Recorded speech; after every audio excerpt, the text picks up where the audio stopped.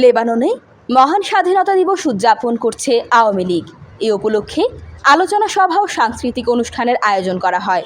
রোববার বৈরুতে দাওরা সিকিআই কলেজের হলরুমে এই অনুষ্ঠানের আয়োজন করে বাংলাদেশ আওয়ামী লীগ লেবানন শাখা।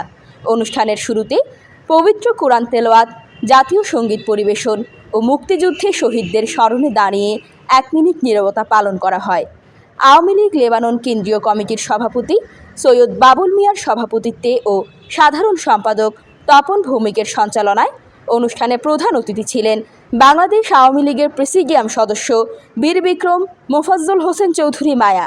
এতে বিশেষ অতিথি ছিলেন সংগঠনের উপদেষ্টা সদস্য বাবুল মুন্সি, মাহবুব আলম, সিনিয়র সহসভাপতি বিপ্লব হোসেন, সহসভাপতি আতিকুর রহমান, সবুজ দেওয়ান আব্দুর রাজ্জাক সিকদার, যুগ্ম সাধারণ সম্পাদক আলাউদ্দিন আলা, সহ সাধারণ সম্পাদক জাহাঙ্গীর আলম, সাংগঠনিক সম্পাদক ইয়াসিন আবু তাহের, যুবলীগের সভাপতি সোহেল মুন্সি, বিশিষ্ট রাজনীতিবিদ আনোয়ার হোসেন ও মহিলা সম্পাদিকা নূরজাহান বেগম আলো। অনুষ্ঠানে সংগঠনের সাবেক সভাপতি ও বর্তমান উপদেষ্টা মণ্ডলীর সদস্য বাবুল মুন্সিকে সম্মাননা ক্রেস্ট প্রদান করা হয়। তিনি লেবানন থেকে বাংলাদেশে ফিরেছেন।